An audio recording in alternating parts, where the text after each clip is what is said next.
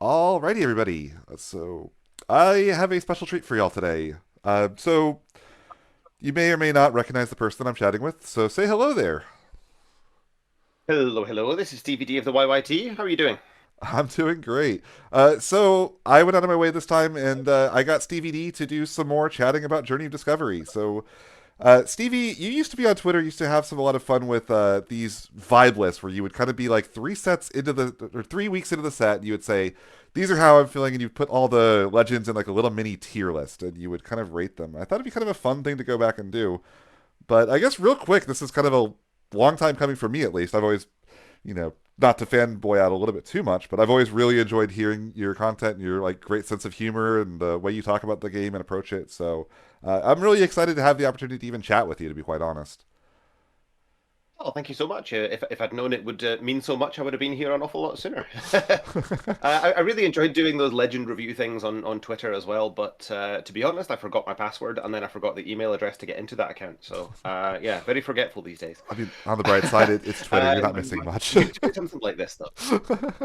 I think the main use for Twitter for me these days is keeping up with the Japanese Final Fantasy TCG community, which is randomly all on Twitter for some reason. So, but not. Yeah, interesting. Discord seems to be everything these days, and Discord just gives me too many negative memories of the pandemic, I suppose. So I'm not on it an awful lot. So another rare treat for you today. It's yeah. The rest of the game all seems to work on Facebook for some reason. It's kind of a very interesting thing where like Japanese runs on Twitter, and then like North America, Europe, and Oceania all run on Facebook. So always interesting. Initially, I wondered if it's an age demographic type of thing. Like the Final Fantasy games, let's face it, are relatively old. Even Final Fantasy X was turn of the millennium. And so if you were around to play those games first time around, chances are you've probably got a mortgage now. And I guess Facebook is the untrendy older people's social media. I don't know. It's a good one for a psychologist, maybe.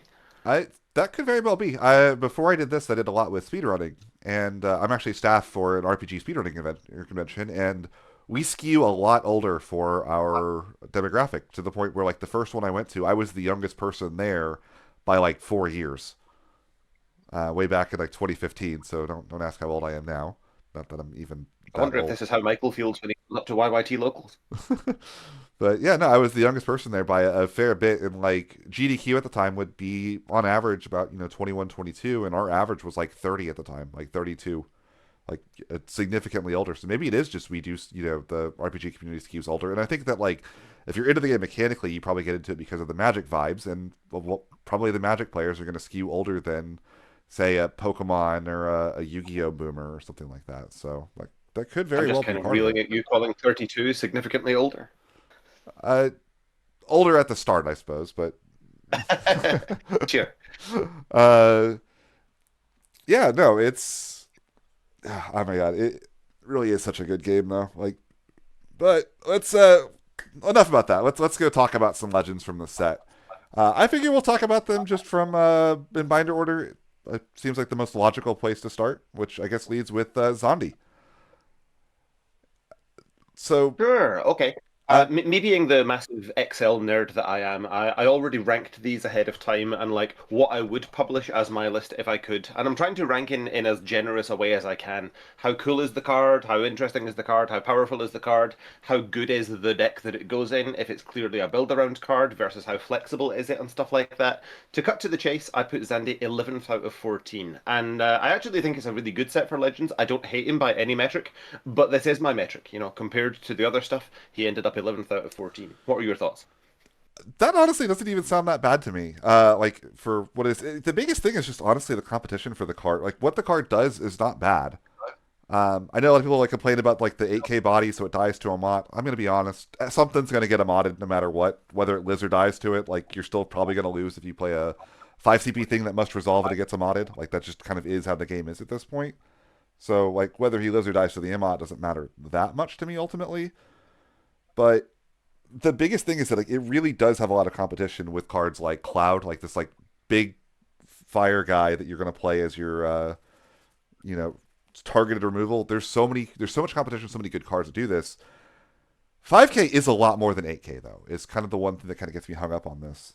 If you think about like the 8K, you don't kill Tyvis, you don't kill Karilla, you don't kill so many important forwards. And Zondi does actually deal with those.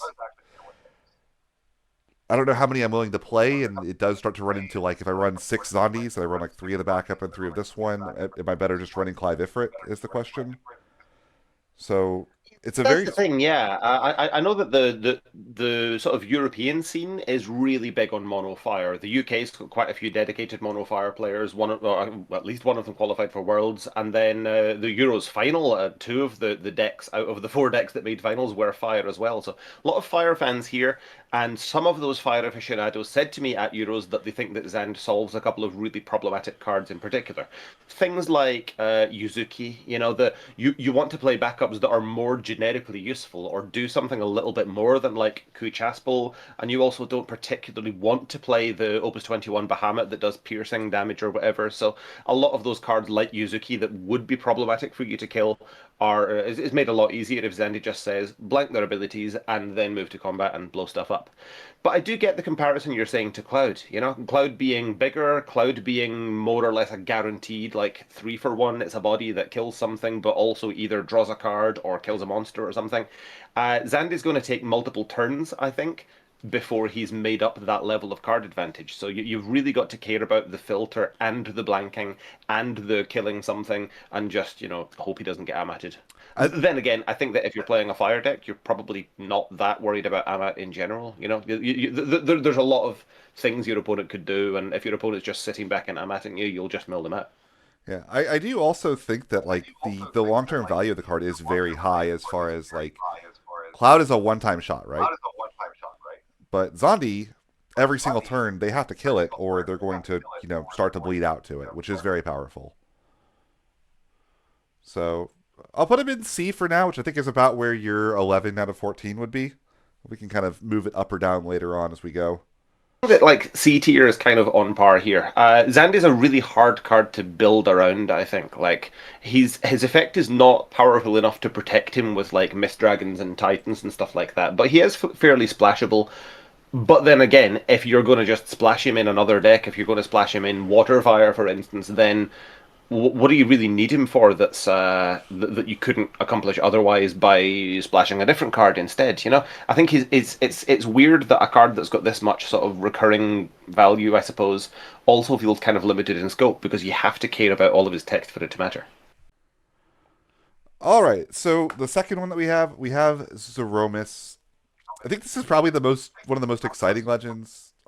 I still don't know how much I like the card generically. Like my big question with this is Cecil really did not see that much generic play, honestly, until he kind of was banned for partially other reasons and partially, in the developers' words, for future proofing. I think they didn't like the free play element of being able to cheat anything into play with it. But the like Which also felt like a little bit of a weird excuse for me because, like, for a really long time, we'd been able to do Cecil into Four Color Warrior of Light and stuff like that. So, unless there's something else in the pipeline they're aware of that's really, really broken with it, it felt like an odd one. But I think Cecil was supported in a number of different ways. You'd got this 2 CP way of cheating it into play, and then Rosa could draw cards, and you'd got ways of like playing it during your opponent's turn to deploy stuff. The fact that it kind of had a slightly neater curve, maybe. I also think wind is maybe a better element for this kind of thing. As cool as fire is for like Zeromus, and you've got Amaterasu to back things up. I'm not really sure. Like, I don't think fire is as great an element maybe for having little things that are worth protecting. It seems like it's a lot harder to splash so far in my testing. I do like the card and I think it's very powerful and it does kind of stir my imagination for what stuff is now worth protecting. And I must admit, there's a lot of targeted removal just now. I mean, we're just praising Zand 1 second for saying, oh, he targets something every turn, and now Xenomus is here to punish you for that. I really think 4 CP is like impossibly high. You simply cannot pay that and go on to win the game. But yeah, I just don't really know where it belongs. I've not been wowed by it in testing, but I must admit it's really annoying. And there are certain cards that it sort of brings out of the woodwork, like Cloud Pod and Opus 15 Rydia, that if you can stick to Zeromus and then don't die to like a non-targeting board wipe or something, then you probably win a very uninteractive game.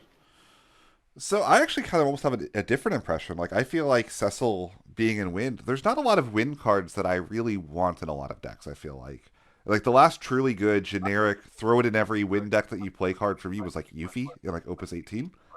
And like ever since then, there just Oh, okay. hasn't been like a banger like this is the wind card that you play when you're playing wind plus something. Like wind has felt really Kind it's of a match. treating Wind Vessel as if he was an Earth Water card, you Yeah, know? that's true. But like that's the thing is that like you're thinking of it in that position, but like no one was playing the Cecil that generically outside of I guess a couple people at Worlds played it to try to help protect Clive and Ifrit and Refia as like a more mid range build of Refia.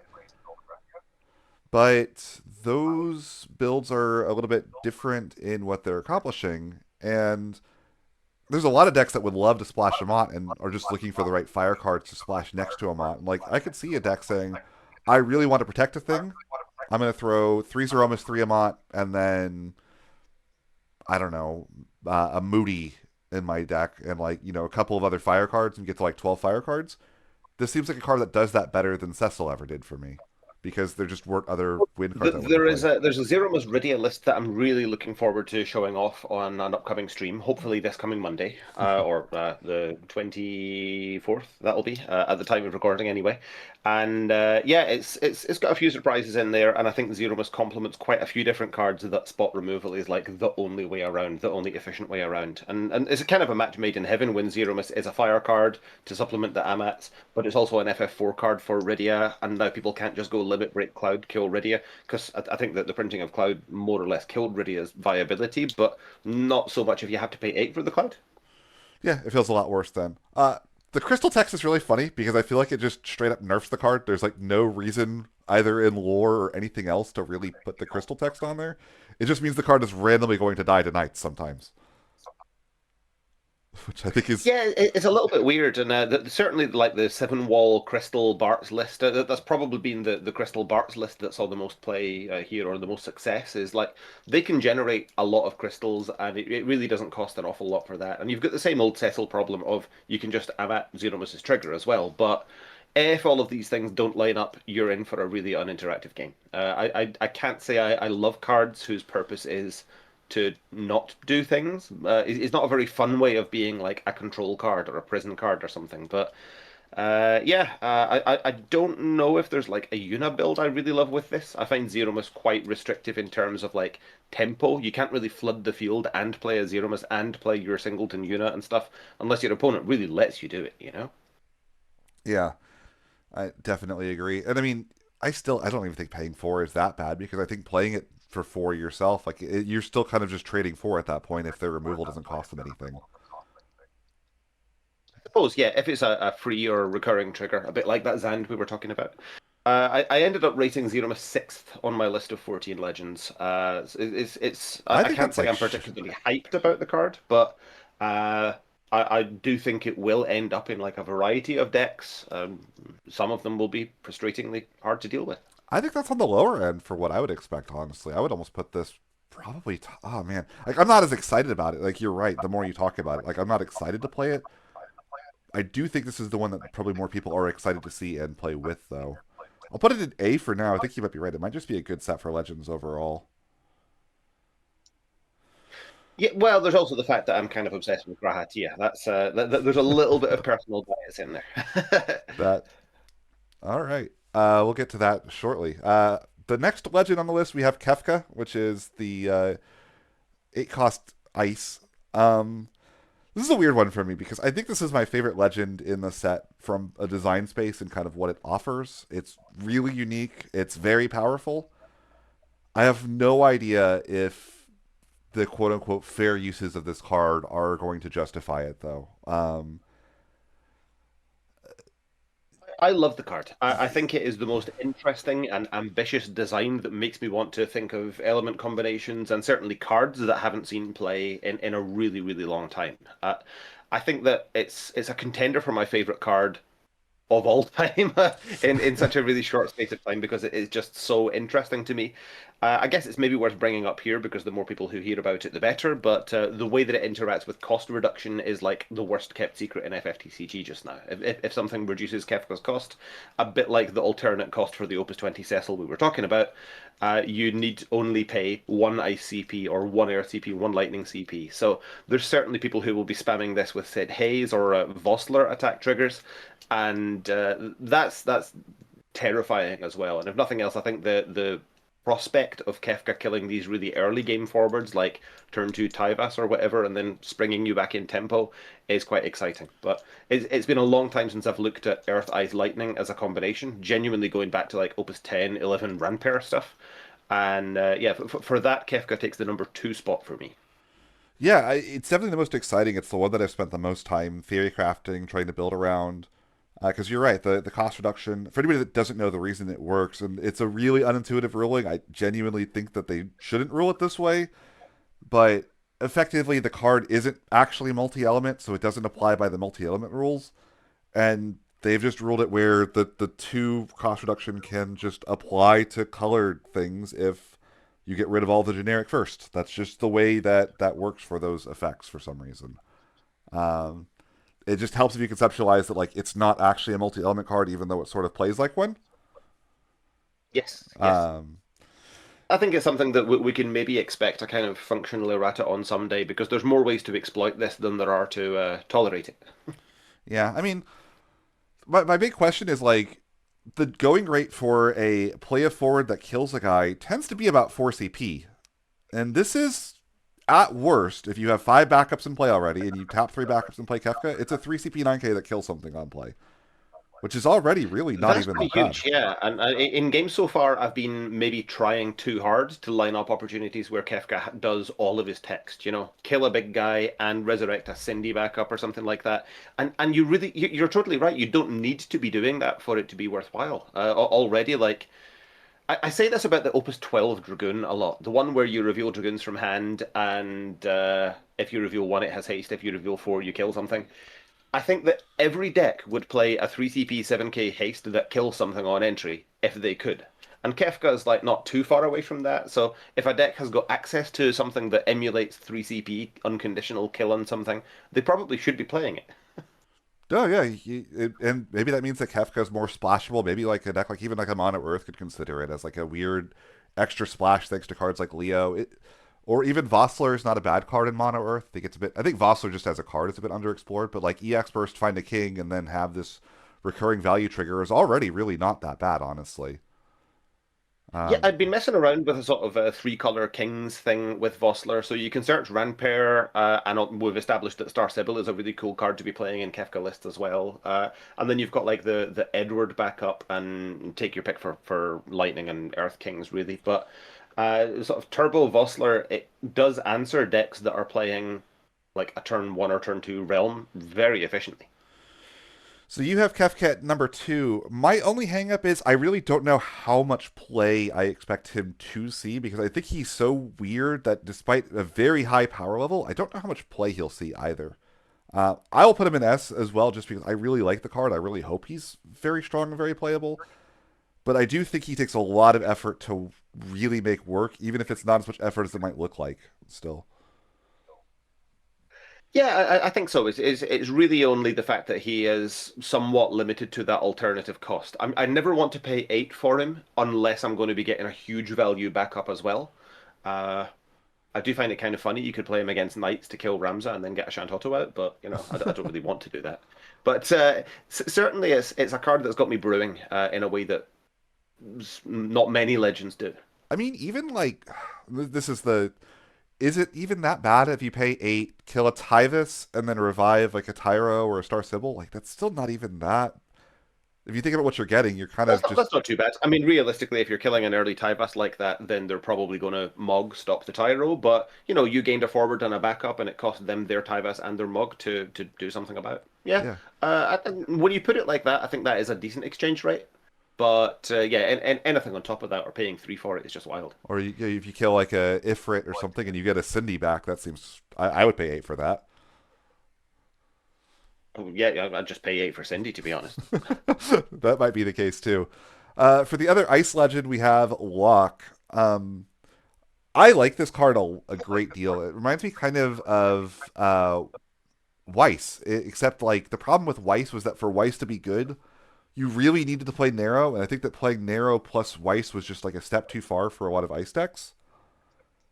Because you had to take this turn off to play this 4 cost backup that searched exactly one card, even though it had a burst, and then after that you had to pay 4 while telegraphing to your opponent, "Hey, when I play this thing that I just searched, I'm going to make you discard until free something.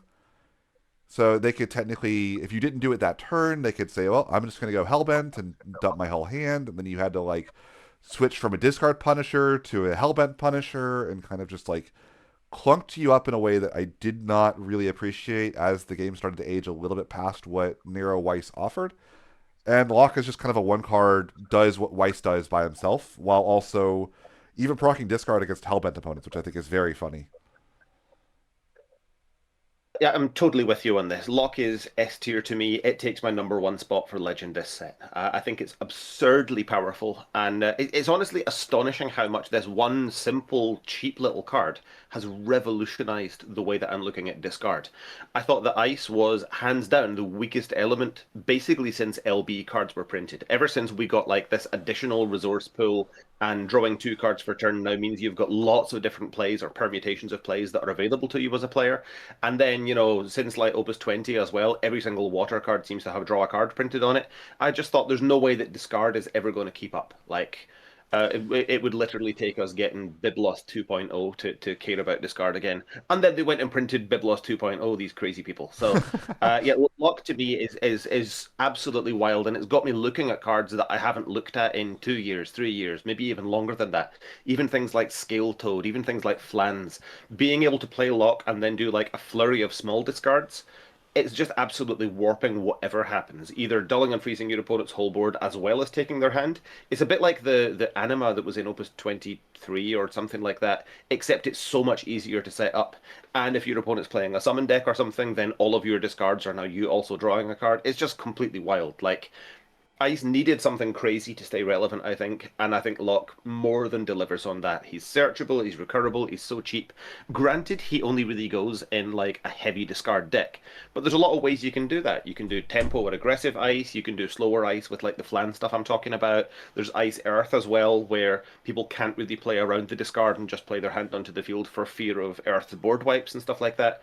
I think that like he has completely brought back looking at ice as a credible element for me, and more than Kefka. Like Kefka is a three-color card.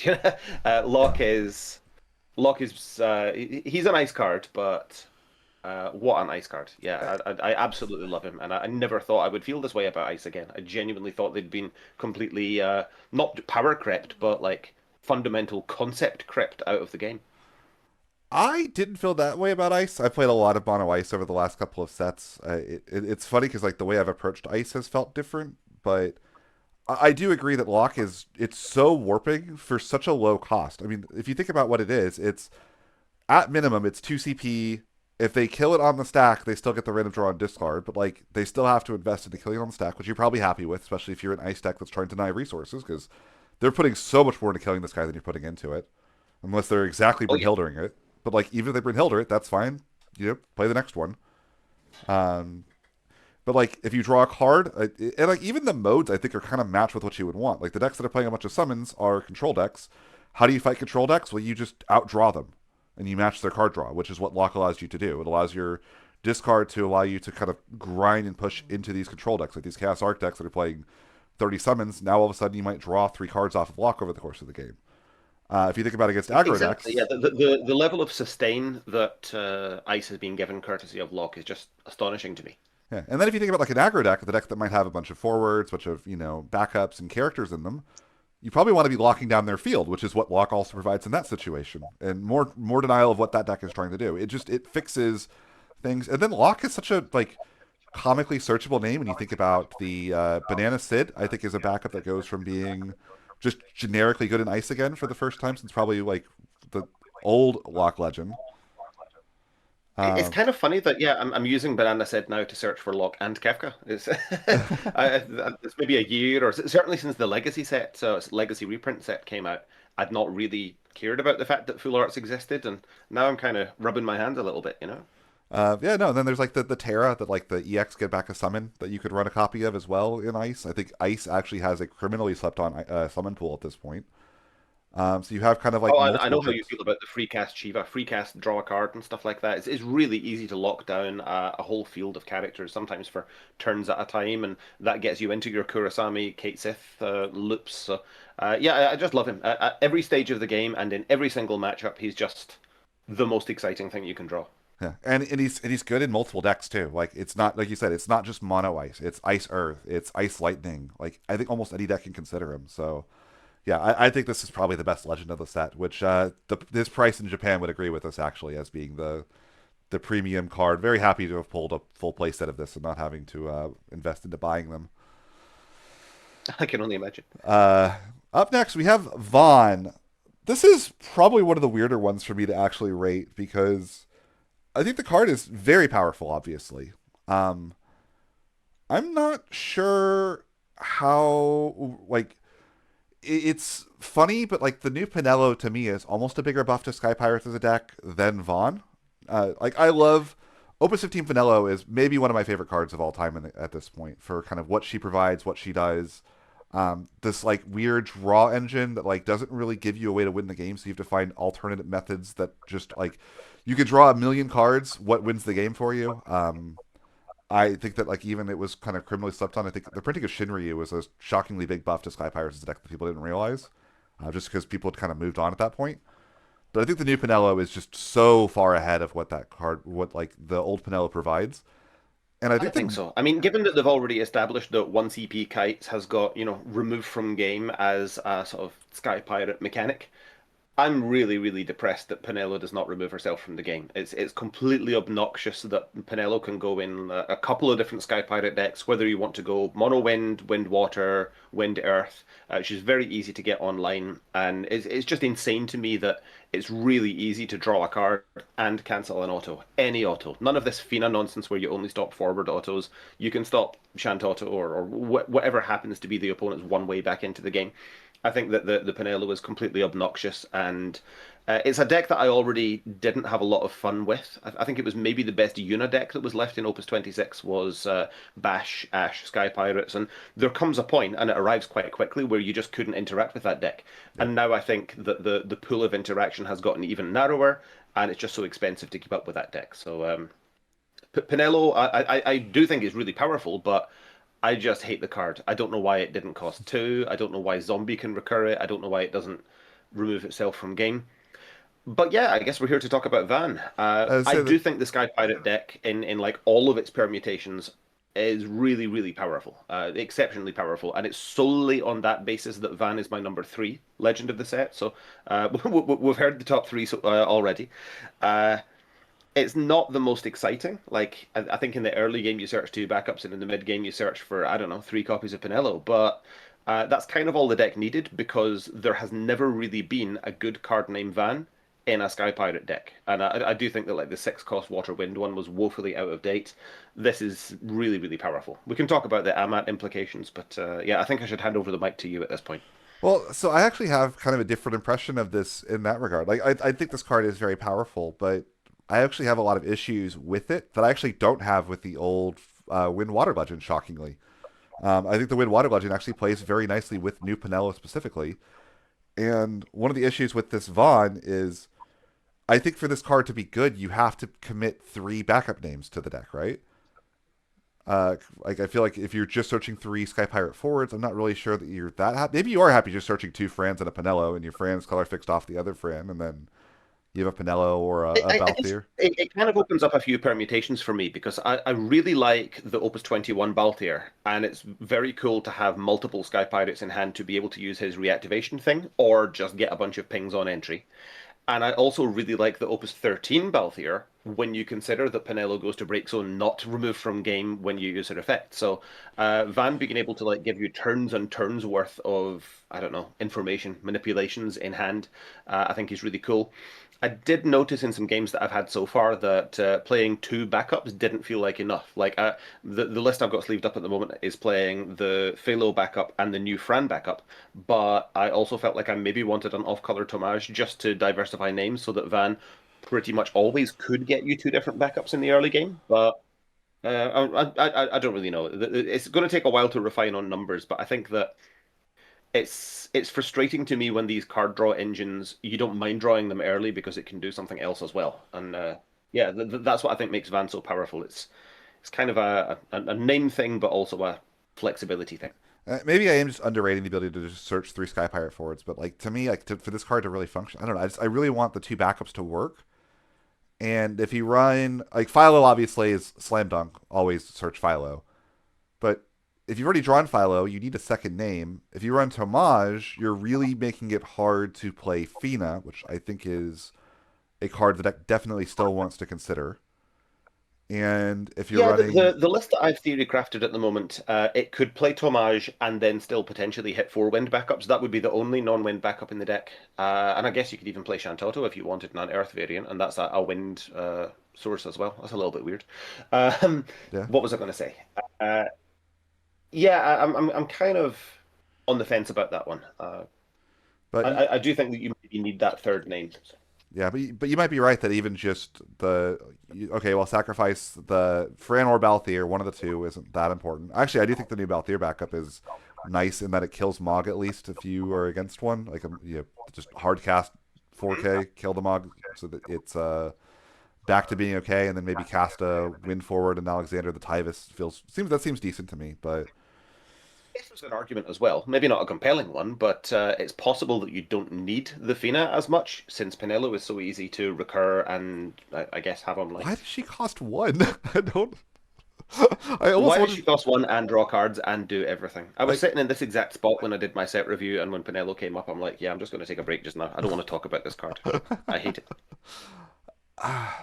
my only hang up, like I said, is that they did not print another backup name on this card. So I'll put him in the top. I put him at the top of A. If you're on S, I can put him in S as well.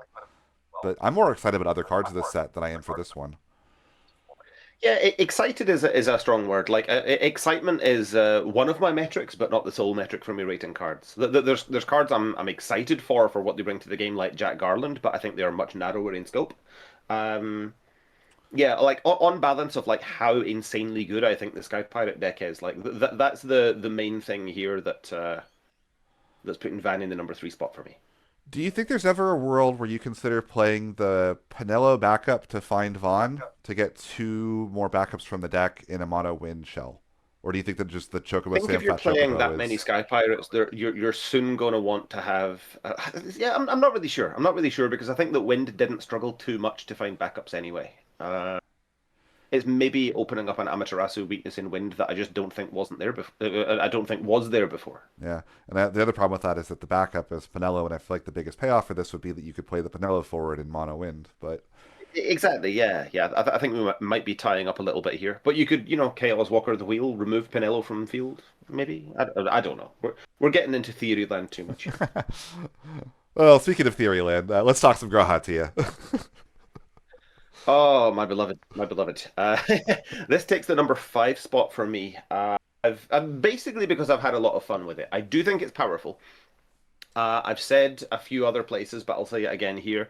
I think it is totally wrong to expect to win games if you are pushing for the eight elements. I'd be delighted, but also terrified to be proven wrong by someone if there was a consistent list that could consistently do eight.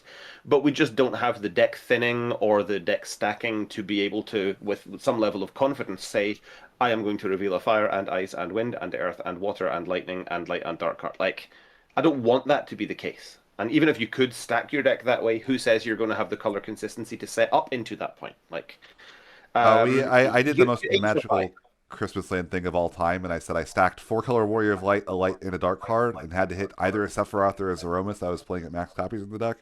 It's like 12%, even if you stack the three most important cards to the top of the deck. Exactly. Like, how much work did you put into doing all of that stacking just for a one in eight chance? Yeah.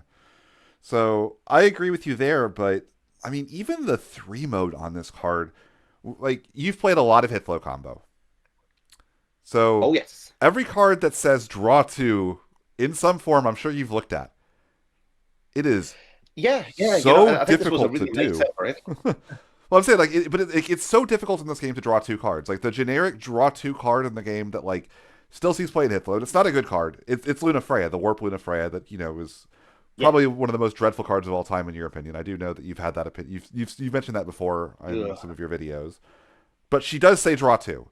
So like the going rate on draw two is like 6 or 7 CP for a generic way to do it, and like you can squint and say that Realm lets you do it for 5 if you're also willing to run some monsters in your deck, right? Which maybe says You're more about ignoring my Realm. beloved nudie branch there. I'm sorry. You're ignoring my beloved nudie branch there, XORA. I do get what you mean though. Like on a body, draw two on a body is in very short supply.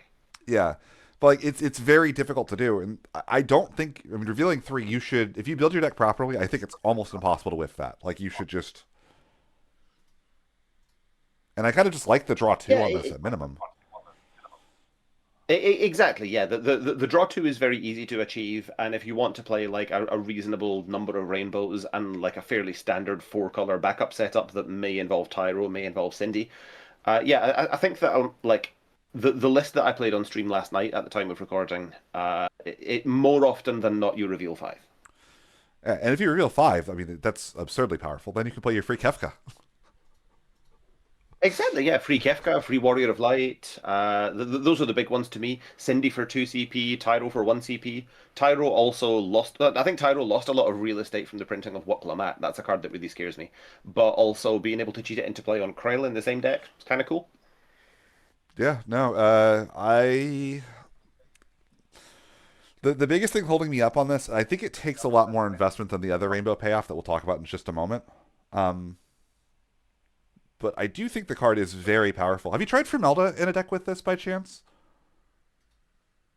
I find her a little bit kind of low payload for the amount of work it takes to get there, but I will now that you mention it. I'm just thinking. I was thinking about this like as we were starting this. I was like, those like rainbow decks. I do like those. Like Formelda seems relatively low payload, but like I've seen decks that were like Siren, Pinello, and Shantoto do pretty well, just like as an alternate payload as well. Just kill a thing every turn. I talked about how I like that aspect of Zondi, and Formelda also has that like other thing. I don't know. I keep trying to find use for the card because I have literally my trade binder for some. I don't know if you've had this experience, but like there's that one legend every set that you just cannot stop pulling no matter what you do. Like you like open your prize packs Yeah. at locals and you pull three copies of it in those, and then you open your boxes and you open five of it. Formelda was that card for me. I have literally I think 10 extra Formeldas somehow. So That Opus 25 Legend Maya that no one has ever put inside a sleeve. I think I must have close to 100 copies of that card. uh, it's always funny when it's like occasionally it's like the card you want to be that. I think I pulled a bunch extra of Lightning last set, which I was very happy about. But I've also pulled multiple copies of cards like Zazat and Formelda. But yeah, I think Graha for me, I'm gonna put him in I put him above Vaughn just because I think he's a little bit more excited. I think what he does is less replaceable because I do think there is a world where the Wind Water Vaughn is better than the 7 cost Vaughn still, even in a dedicated Sky Pirate shell. Yeah, okay. I think th there are maybe more interesting things you can do with Grahatia, and it's a card that's a lot more refreshing. And you're totally right that like draw two, 1 CP 8K, draw two cards. That's maybe the most exploitable effect. Yeah. It's very generous in that like even if he doesn't do what you really hope for, you're probably not unhappy with what he does. I'll put it that way. Yeah. Okay, so here is Kryl is the next one that I have on my list. Uh, I think this card is completely broken. I'm going to be completely honest. Um, and I think it's a little bit specific in what she does, but you and I, we're both control enjoyers for obvious reasons. Oh yeah. Um, I think this is like the best control card printed in forever. I've played her Top a four lot. cards is very generous. Top four take anything and don't reveal it is terrifying. Yeah, and she's not that difficult to set up. If you think about like I've I'm playing her right now in a Refia build, and she just says in that, go find the next most important card in the top four cards of your deck. Find your Amaterasu to protect your Refia. Find your Refia. Find your Warrior of Light. She comes online exceptionally quickly. I think about like another deck that I've built. Like I'm addicted to Aaronville, Kona, Urianger, where you have this Okay, like I tried it for a bit. Your recommendation, no less. I guess we'll get there in a second. Sorry, go for it. but like that trio sets you up for where you're playing very easily a 2 or 3 color deck, and Kryl both can be played off of extra copies of Kona when you draw them, or just play really nicely with that. And then the second ability, I don't even use it that much, but it is very funny when you play a Terra or you play a Tyro or like I haven't even played a Grahatia with her yet. I'm sure that like pay 3, draw 2, your next card is free is even better. But like even just this like 2 CP dig 4 to find the most important card in the top 4 is a card I'm already happy to play for as low a cost as this card is. I think my only issue is if you can't play the game already, she doesn't help you play the game, which is a little scary for those already kind of 3 color, those 3 color, 4 color decks. That's the thing that kind of held me back. It's one of these glue cards that I think that maybe I don't want to say lesser players. That sounds terribly elitist, but I think a lot of people will cut not seeing the value or not seeing the bigger vision here or something. It's going to be hard to understand how many you're meant to play, given that she's not very useful on turn 1 or turn 2 of the game, but then insanely powerful beyond that point. Um, Tough to say. These little glue cantrip cards, it's like a really power crept version of the Opus 18 arc for me, digging 5 cards on EX or something. I think 2 CP dig for whatever you want is very Refia coded. Yeah, I mean, I would say the Porum, like the old Porum Legend, is probably the easiest comparison. I think Oh it's yeah. almost the exact same card, just 2 CP cheaper without the burst, and a slightly different upside. But I think that the yeah, I don't know. I love this card. I played her a great deal already. I am very excited to see what happens with her moving forward. Yeah, really future proof as well. I think that as we get other backup engines or other stuff that we can Koana into play, things like that, it's going to be really trivially easy to just spam your way through this Xerox machine that does the same thing every game. Look at the top 4 is astoundingly generous to me. And also, it's kind of like Locke. Like she does everything you need to on entry a lot of the time, but this is a really scary card to see on your opponent's side of the field.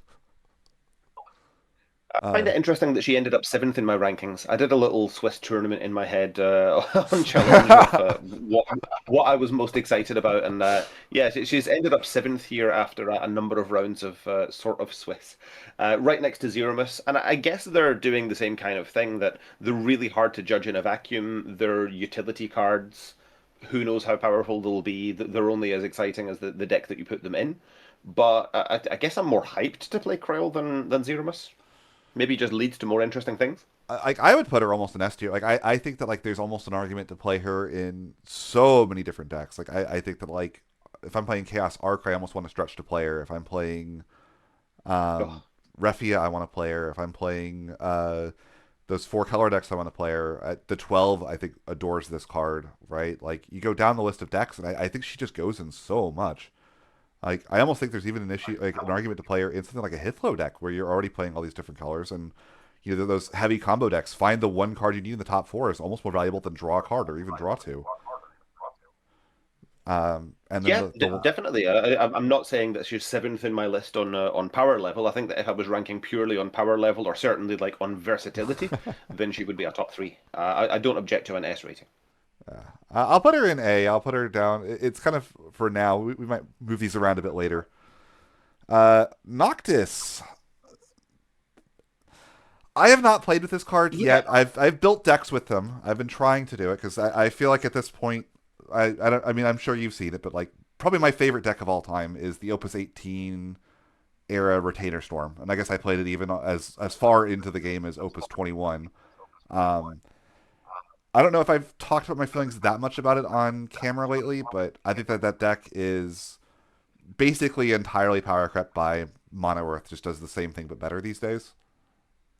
And yes, also, yes. it loses every. It can never beat Mono Earth. It is the worst matchup in the history of time.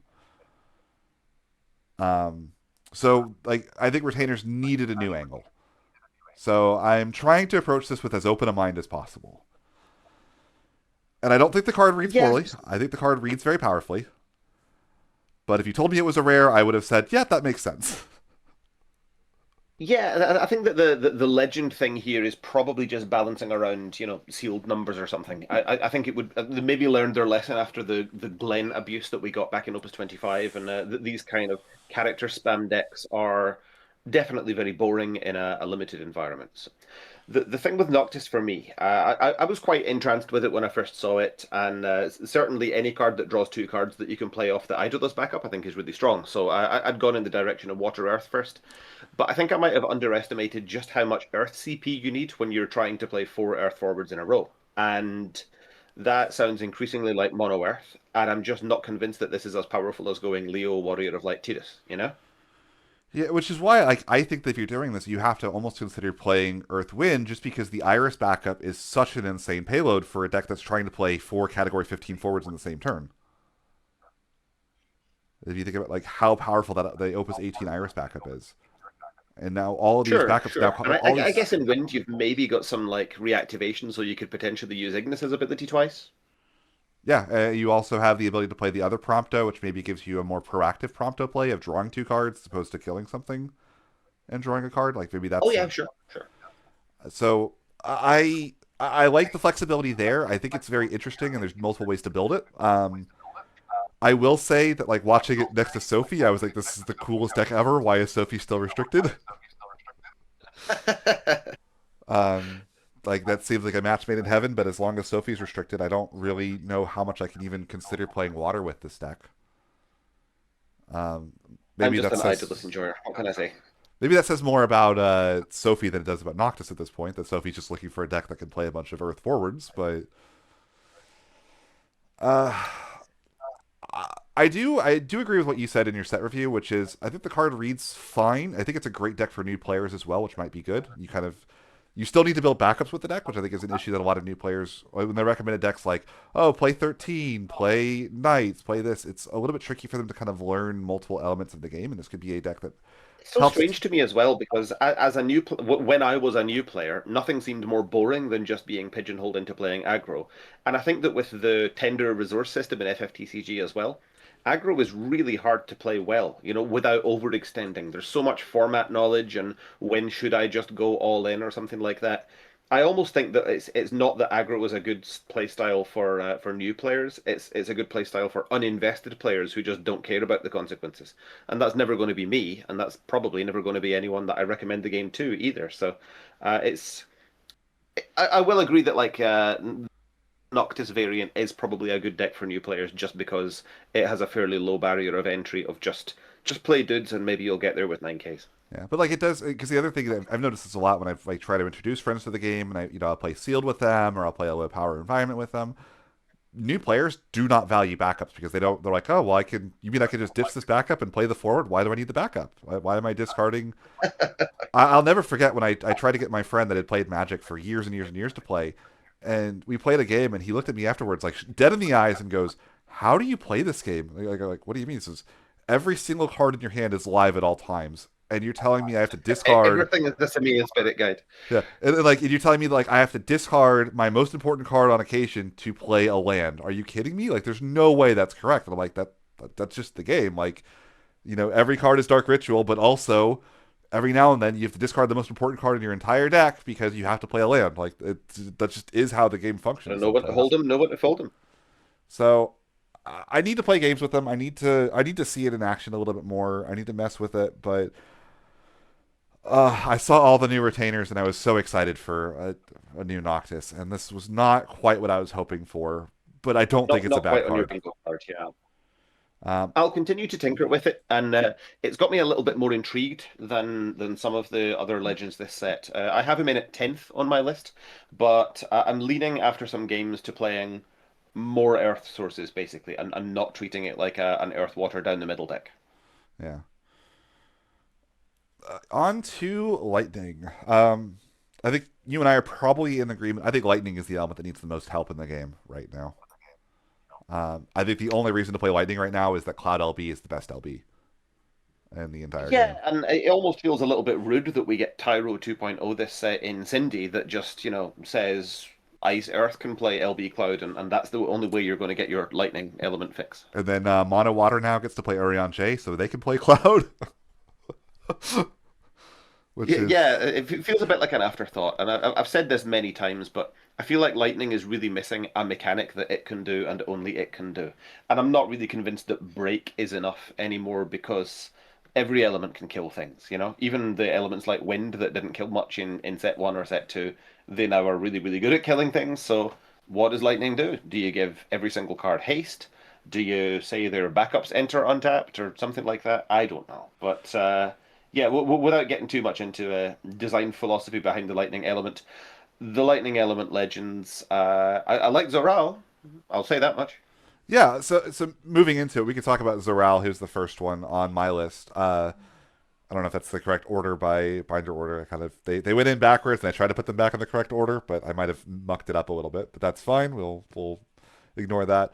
Zoral, I think, is a big help to multiple elements of lightning. I think you could play him in mono lightning and relatively consistently have things live. I feel like the one of the better lightning backup engines you have is the twins engine, where you have the oh my god, I Alizé Louisoix. Alfino? Louisoix for Oh Alphino yeah, and yeah, Louis. Ali's. Yeah. Like that gets you Alphino and Alize backups, which already turns on Zoralja. You're probably playing Weavers and Mono Lightning. That's more backups. You could play the Crystal Gen Red Mage if you're feeling particularly brave, um, which I do appreciate. Obviously, you know the Water Lightning Scion decks are going to like it, but I don't think this fixes some of the issues that those Water Lightning Scion decks have for me, which is all the backups you want to play are in water, and all the forwards you want to play are in lightning, which I've never liked that little dichotomy of the deck. And but like we talked again, 3 CP kill a guy is about as good as it gets. 3 CP 9K haste kill a guy every time you attack is probably better. Yeah, it's sort of the level that I would expect lightning cards to be these days. And the whole damage five thing, I was actually in disbelief when I saw it had a damage five as well. I love the card, and I normally don't really care all that much for just generic cards that have haste and stuff like that. But after a bit of testing in a couple of different decks, Mono Lightning and Scions, as you mention it, I'm like, how dare they print Irvine at the same rarity as this? I'm a certified Irvine hater, the Oh Opus my 21 gosh, Lightning. yes. we I think it agree. is one of the worst cards that people, for some reason, just keep putting into decks. It doesn't draw cards, it doesn't kill things. All it does is farm EX bursts while you hit the speculative cards in your opponent's graveyard. And I compare that as a legend to this. And yeah, sure, I get that there's almost 2 years of power creep or whatever in between times, but oh my goodness, the endorphin rush I get of just playing a couple of backups, and then Zoral now says, I'm going to take over this game and I'm going to do it cheaper than my opponent's cards are. That's exciting. Yes. Oh my gosh, someone else that agrees with me on Irvine. I I tried like first of all, like wanting to play Irvine, you almost feel like you're like obligated to play three because I feel like the special is like the only thing on the card I'm actually happy about. But then you're Yes. playing three Irvines in your deck, which is a thing that you're not happy about. I tried it in Ice Lightning 2 years ago when I was losing to Mono Water, and my conclusion by the time that I finished a couple games against Mono Water with Irvine was that it did not fix the matchup in the slightest. It made every other matchup worse for me. So we should cut this and play good cards instead. All he does is farm Thornton EXs. It's like, okay, cool. They're slightly less likely to Leno Leviathan me, but they will still Leno Leviathan me at some point over the course of the game if I don't kill them fast enough, and he doesn't kill them fast enough to actually solve that while being obligated to attack for basically no value. Um, Yeah, I mean, would it have killed them to put draw a card on there somewhere like Legend Ferion? I feel like this is just turning into like Hayes Irvine time rather than talking about the Zoral. well, I But mean, we could talk about what a is there to different say about similar card, which it? is the only thing I have about Zeralja that makes me kind of question it is it's very similar to Cipher in some ways, the Opus 22 Cipher. Sure, yeah. It is a 3 cost forward that has haste and kills a guy when he attacks. I think it's a much easier criteria to manage consistently than the 10 cards in bin, though. Like, just by playing backups, and there are so many different decks that can do this exactly in backups. Earth Lightning, we've got the, what's it called, Erinville now, and just building up the count that way. You say In the Mono Aaronville Lightning, Coda for Uriah Jace sets this whole up, huh? exactly, there we go. You could have it live on turn one. But no, I do. I will say though, like Cipher drawing a card on entry is very nice in a way. But you're right. It is like you don't lose to Mist Dragon here in the same way, which is definitely a big advantage. For sure. It's huge.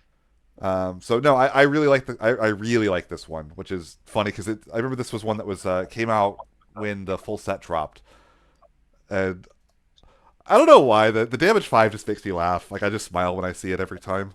The okay, attack, break it forward, sure. Damage five on attack, break it forward. Oh, okay. I guess I don't know what I expected. Now it's even more Amaterasu proof. Yeah, super fun card. I'm having a lot of fun with it, and I think it goes in a lot of decks, which is good. I would put it probably above Zeromus, and at least what it does for Lightning, I think, is more important than what Zeromus does to Fire decks. I don't know if I'd put it above the Vaughn, the Kryles, the Grahas, and the Ice Legends this set though. I have it at number four for me. I think Ooh. it's not exciting really when you compare it to like none of the words on that are unique to Lightning. Everything that Zoral does, you technically could have found another card in the Lightning pantheon to do that, but he just does it with. He's a lizard, you know. How can you not like that? I might stop drop Zeromus to B now that I'm looking at it. I don't think Zeromus is in the same category as Vaughn and Zeralja. The more I'm kind of looking at these, so we'll go ahead Certainly and lines do up with that. my list here. All right, our other lightning legend is Adia, which is I think one of the weirder legends to conceptualize for me. Because I've already talked about how I'm addicted to Aaronville uh, doing the Aaronville Kona Orianche. And Adia can do something pretty similar, actually. You can go Renoa Adia, play the Sid. Was it Sid Kramer? I think is the Sid that's the Cat 8 Kramer. Yes. Yeah. I always get it mixed up with the other Sids for some reason. But like, and then like you just need one more Cat 8 card, and she draws a card. And Lightning is really hurting for card draw. It does not have good card draw. It's been its Achilles heel for ages, and there's a lot of things about that like kind of excite me. The ability to potentially do that. Now that said, I don't know how many Cat 8 backups I'm happy to play. Hobby Japan put out an official deck list for this for like one of their playtest deck lists basically on Twitter, and it's still playing like the old Opus 6 Esther Soldier at one copy, the standard unit Cat 8 backup. And I'm like, Have to admit he was in some of my test lists and too. I, Yeah. and I see that and I just go like, this is the most bro thinks he's on the team card of all time. Um, I don't know. You set something up to die to Mumba. It's got to be worth something. I mean, like, You it's can one of those kill your cards like, opponent's Canelo. Oh wait, you can't. but like, again, Ice Lightning does not have a lot of. Like, I think the only other Ice Lightning card I think I can think of that consistently draws cards for a similar rate might be like the Kurosame from Opus 24. That like if they have four dull characters on attack, you draw a card every turn. Yeah, sure. So that's like unique at least. Like that does something that like Lightning doesn't do. Yeah, I can't help but wonder if it would have really broken the bank to make her be a 9K and thereby a bit harder to Amaterasu, or I don't know, would it have been dreadful at 4 CP? I'm not sure. I think it's very narrow in scope. You know, it goes in an FF8 deck, and for the time being, at least, you can always tell 35 cards minimum in that deck list. It's immutable. It's just always going to be those same usual suspects. It's kind of cool. You can toolbox a little bit if you want to play as I am, one of the new Squall or one Ochu, I don't know, one Abyss Worm if you're feeling saucy. It's kind of cool that you can do that, but um, I mean, I'm just not convinced that the power level is there right now. And I also find her a very confusing card to play in terms of speed and scope. You've mentioned a few times already that you can do like turn one Erenville, turn two Koana into the Urianger, draw a card and stuff. You can't really play Idea at that kind of speed without needing to play another character first, and then you're going down to virtually no hand size to play something that leaves you dead in the water to being amatted, and it's going to take you a couple of turns to come back in hand size. But if you play it too late, like your opponent's more likely to have the amat. How much impact is a two cost going to have at that point? and Hard card to also evaluate for me. I say also at that point, like you just don't have that many Cat 8 backups that cost two. So like you're having to play the the two cost forwards. Star Soldier. Yeah, like you're playing Estar Soldier or like the forwards are Cipher, which is a card that you already like have a very like if you're in a Cat 8 deck, there's no world you don't play the other Cipher. And there's also like the issue with this card of the name as well. Like the old Adia is such a powerful card. That's like every turn mill two, something that's reduced by 8k power. Um, and Yeah, that card's like imagine a world where this idea was instead called Poo Poo. yeah, or named even Ultimecia. I don't think has like a banger card for that deck yet, right? Yeah, Ultimacy is one of these cards like Kane, where they keep printing them with too much flavor and not enough utility. Like, oh, she steals stuff and deletes stuff from existence and flips cards off the top of decks, and they've made them too wacky. You know, there's not enough. Are people going to play this going into the design of Ultimacia? I think too much flavor. That said, I don't know. I still can't get over the fact it does do something unique for Lightning. Like Lightning as an element, and Lightning Ice as an element really is hurting for card draw. So maybe there's this like mid-rangey control ice lightning deck that plays her and does that. I think that's the one thing that I think she does that's like completely unique and nothing else could replace for. But I've got her kind of in the Noctis Zondi tier of I really think she's Same cool. here. She's eighth here just because I've got some fond memories of like other FF8 cards, and I appreciate the support. And I've been pleasantly surprised at how Idea into Safer and then drawing a card feels. The new Safer, just as a curiosity. But yeah, she's eighth. I could easily see her being 12th in this list. There's not an awful lot separating the entire middle section here for me. I'm fine with like low B tier. All right. So moving on to characters that also seem to prioritize flavor over other things. Let's talk the Emperor. Do we have to? I, I'm actually I'm pretty high on this card. Weirdly, I don't think he's a How world high beater. is high? Go on. I don't think he's a world beater. Like he's not the best card ever printed. But outside of not knowing what home I want to play him in, which is the big issue, because I feel like he's not better than what Mono Water was already doing. And I don't know that like do you play this with like a water fire shell? Like where does he actually go? But he is still 2 CP, I have kill a a guy, three draw a color card. FFQ list. Like I find it a real stretch to think that he's going to go into anything resembling water or even water ice and stuff like that. I think that water and ice are so against each other in terms of what their mechanics are trying to do. Ice, you want to play lots of discards. The more water cards you play, the more water cards you want to play for things like Lena Leviathan. Even I find it very hard to imagine it's going to go in somewhere just as like a little splash slot. I leaned kind of heavy into the FF2 stuff, and I've been very pleasantly surprised at the power level of this Emperor rotating into the Ice Earth multi-element one. Okay. So either kill something and draw 2 cards, or kill something and at instant speed get rid of your opponent's break zone. That's been quite pleasantly surprising. And another card that I think is underrated just because we've been waiting on a critical mass is the Opus 24 Minwu in Wind Yep. that resurrects an FF2 forward up to the cost of how many backups you control. So I've got a list that's kind of combining all of these at the moment. Still kind of working on the backups a little bit to try and make the colors and the speed consistent. And I've liked the Emperor there. Liked but not loved. I also feel like you want to play it with some kind of haste source because the turn of like being able to kill something and do his effect is just awesome.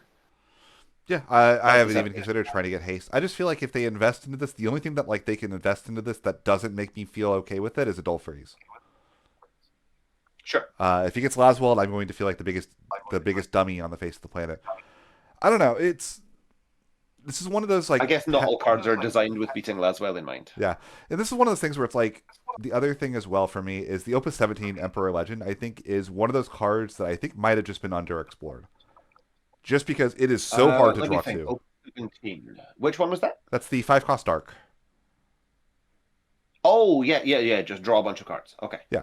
But like that Emperor, you can't really play by himself because if you draw 2 of them, you feel really dumb, right? Like you it feels so bad if you draw Certainly. multiple. So you need to run a second play set of card name Emperors, and there hasn't been a second card name Emperor that you're like happy to play with it. But again, that's a generic 5 cost card that draws 2, which is, that's we talked about. I talked about like being That's happy something. with the floor on Grahatia. The Emperor is a better body than Grahatia. He's a 9K Brave that doesn't take damage twice. He thins out the other Dark Emperors from your deck. Does the Dark Emperor do combat damage as well? Yes, it's anytime he takes damage, it's removed. Any damage? Okay, you might have convinced me. And then, like, again, if you think about what this is there, it's like, okay, Emperor, if he manages to sack himself, you draw a card, then you play this 5 cost one, and then you draw 2 and thin out the 2 worst cards in your deck at the same time. You know, I would play that. So I don't know. Like I Okay, don't yeah, think he is. worth a go.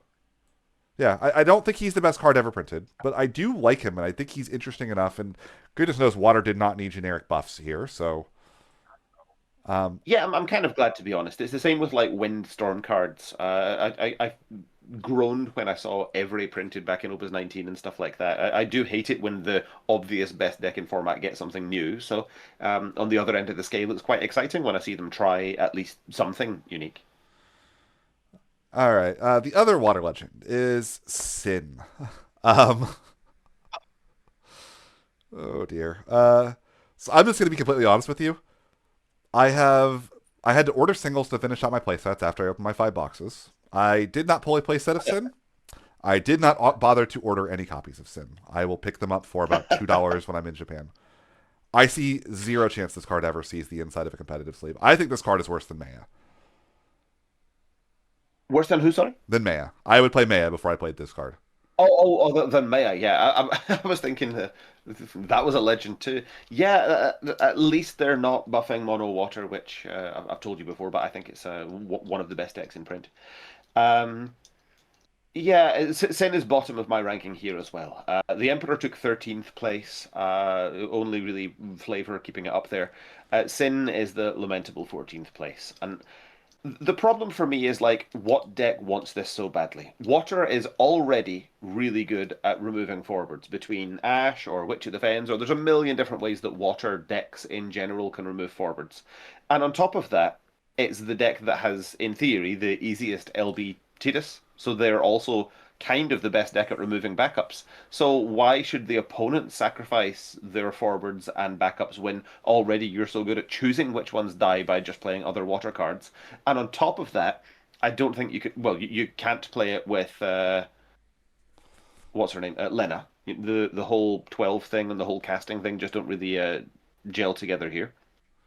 Yeah. And I also don't think it's 1CP Leo, the Opus 16 1CP Leo card, the way that I think a lot of people do. Because I mean, I think people just like don't know what to think of this card because they're like, well, it's a legend. It has to be somewhat playable somewhere. It has a cast trigger. It must go in Leo because Leo cast the card, right? And it's like they don't I'm view. giving it a try in a Waterfire Monsters build that's playing the new 2CP Garnet that mills you for 3. Oh, that's cute. My hopes are not high. Yeah, I just like I can't imagine like even if I pay 8 for this, I'm not that happy for it. It's you can get Mist Dragon on his entry, and that would feel horrible. It's not like an additional cast a cost type of thing, which would kill the Leo synergy anyway. Exactly. Given the 15 cards in break zone stipulation, I think that this could have cost 4, and not been that bad. Like another example, do you remember the Ultimecia legend? That's like I think it was Opus 22, where it's like if you have 15 cards in your break zone, choose a forward, take control of it. Oh, a simpler time. Yeah, I remember that one. Uh, I have tried that card in like self mill Cat 12 and Cat 8 like hybrid decks that are like putting a bunch of cards in the break zone. 15 cards is so many cards. 15 is a lot, yeah. I've goldfished some like turn 4, maybe even like a theoretical turn 3 in the aforementioned deck. Like, if you can go turn 1 back up, turn 2 realm into Goblin, Princess Goblin, Atomos, cast the Princess Goblin, untap, cast a Firion, or maybe even the Garnet to mill yourself. You can kind of get just about there on turn 3 or so, but isn't the Firion or the fact that you just played a Realm and an Atomos, that's doing the heavy lifting? Is Sin really winning you the game, or is you opening the nut winning the game? As I say, and on top of that, like everything that you're saying that you're doing with like self milling with Garnet, you could still just Lena Leviathan with that instead, which is so much easier to Exactly, do. yeah. I think that you have to leverage the fact that it can be any cards, not just water cards, Yeah. unless I remembered that really poorly. No, it can be any cards. Like, would it have killed them to let Lena revive this too? Like, if you have 27 cards in your break set, I feel like you should be allowed to do this. Exactly. Yeah, no, I think this card is just stone unplayable. It reads to me as one of the cards that in playtesting it had a different effect or a different cost, and either they were scared of mono water so they nerfed it, or it was doing too well in testing so they just slapped a restriction that they knew would get it unplayable before they shipped it, just in case because they were afraid. Uh, Yeah. If it turns out that my deck is an absolute failure, I had fun playing it in theory crafting, but I really don't have any expectation of the deck being superb. so that just leaves our light and our darks, which is Cecil and Jack Garland. Cecil, I will say I was extremely low on this card. Your little Earth Water deck that you played was extremely cool. Thank you. Uh, my only question is, it's doing the Chaos Arc thing. Is it doing the Chaos Arc thing better than the Chaos Arc thing? No, realistically, no. The one thing I will say about it is it does have some inverted matchups compared to Chaos Arc. Like, Chaos Arc does not enjoy playing mono decks. It's why I didn't take it to Euros in a two deck format. Whereas there are certain mono decks, like Mono Fire, maybe even Mono Earth in some situations, that I don't think the Settle deck would be as afraid of. It's more the kind of coolness and the flavor of it that's making me rank Cecil a little bit higher. I have him at ninth on my list, whereas Jack Garland, if you've been following along, that means logically he's number 12. But I think Jack Garland is maybe more like splashably good, but it just doesn't excite me the same way Cecil does. Yeah, I don't disagree on that. My biggest issues with Cecil, and this is something I didn't even realize until I played it in pre-release, it does not do what I want it to do a lot of the time. The only on your opponent's turn, like if you really need to kill a Tyvus, your opponent will have the first action with their Tyvus before you could ever kill it, if the Cecil can kill the Tyvus at all, because it doesn't actually kill Tyvus.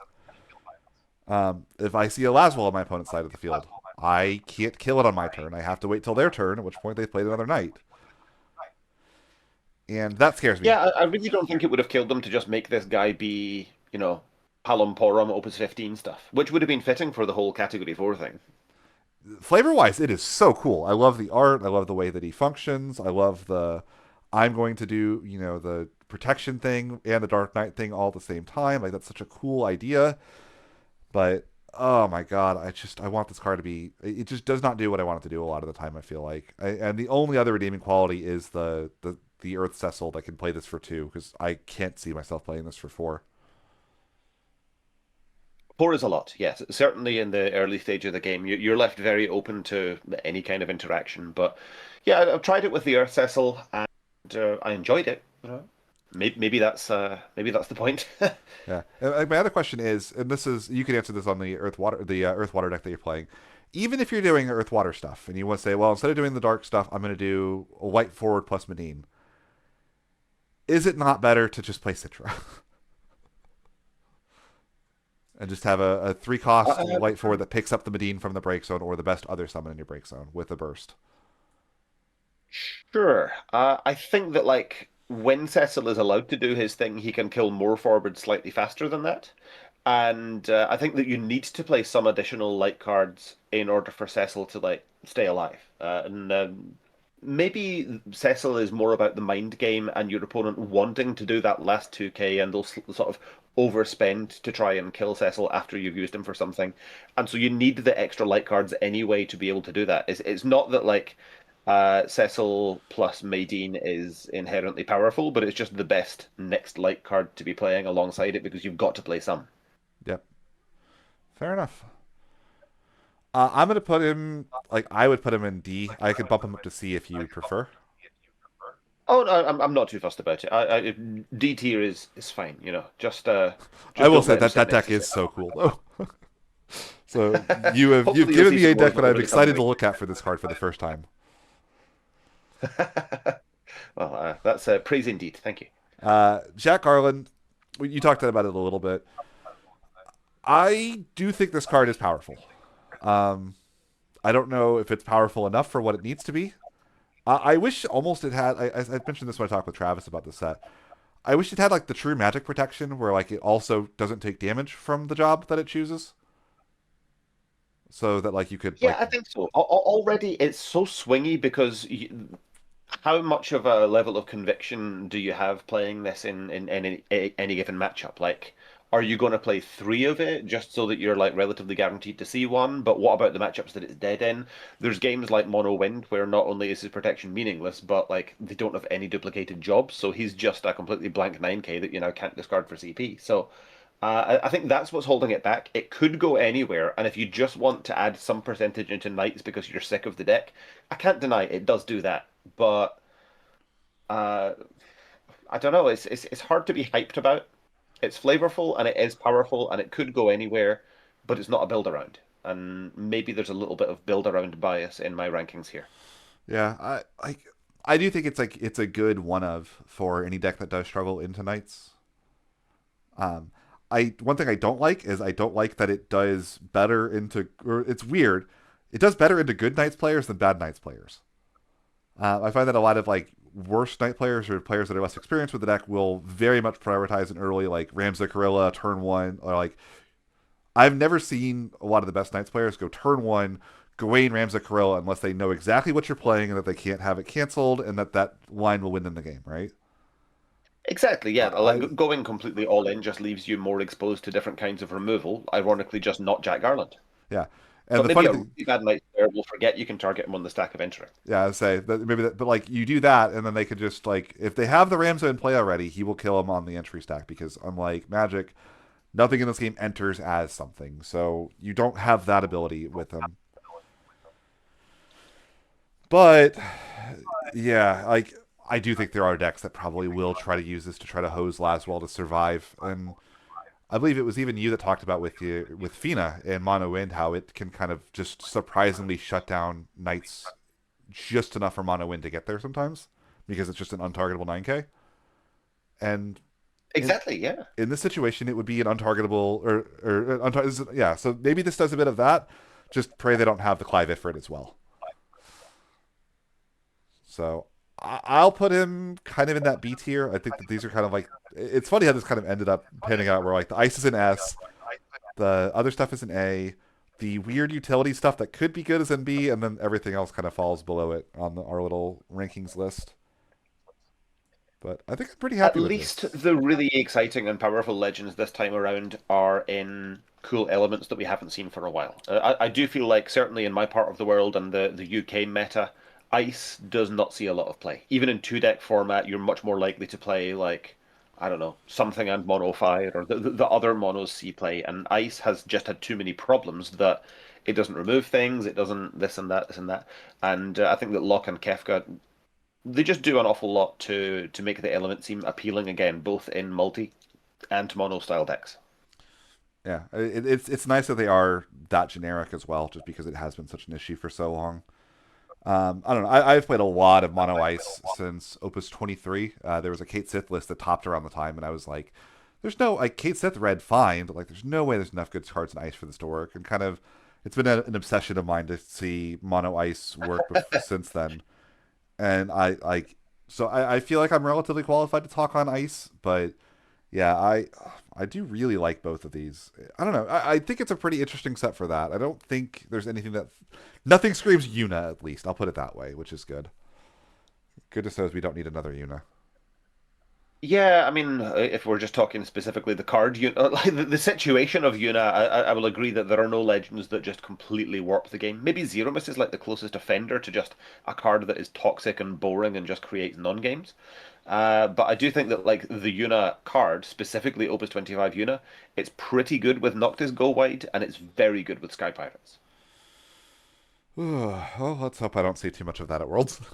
Stevie, thank you for joining me. I said we would talk for about an hour. We've been going for about an hour and 20 minutes, I think, if not more. So I don't think anybody that follows my channel should have any issues finding you. But just in case, where can they find you? Most active on Yuna Young Team at youtube.com.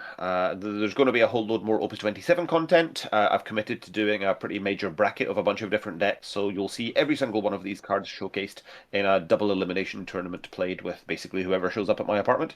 And yeah, apart from that, also on Facebook as well, and maybe Twitter if I can remember my password. Awesome. Let's hopefully the Kefka deck will start to run the table a bit in the losers bracket of that tourney. I was very sad that it did not win its first round. Me too, me too. It's one of these things where you can goldfish a deck 100 times and it'll be fine, but on the night you'll be stuck on two backups against the backup destruction deck. Alrighty, that's gonna do it for this. Let us know what you guys think of our little vibes ranking so far. If there's anything that you massively disagree with, anything you massively agree with. Um, I'll move away from set review content from here, and we'll have some fun talking about the set as I get ready for Worlds. Have a good one.